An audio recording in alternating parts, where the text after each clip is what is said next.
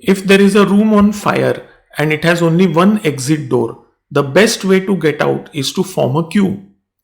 However, if we check many such real life situations, we will find that mostly it causes a stampede. Hardly anybody is ready to form a queue. Why? Let us see.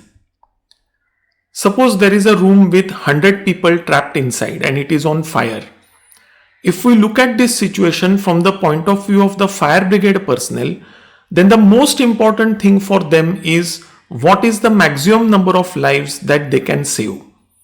For example, if they save 95 out of 100 people, it is going to look much better than saving 60 out of 100 people.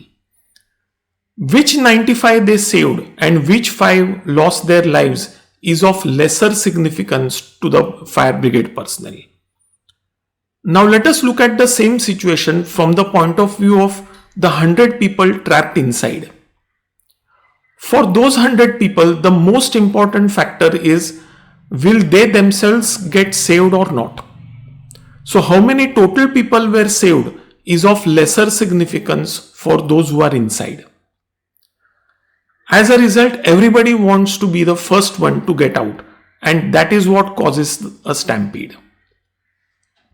The point here is that what is good for an individual can be significantly different from what is good for the system as a whole. The same thing is true for companies.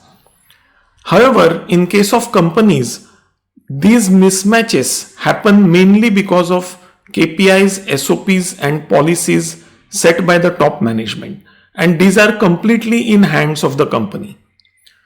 So companies should focus on removing these mismatches which they have created unknowingly. It can give them significant benefits. Output will go up, motivation will go up, team spirit will go up, and employee turnover will come down.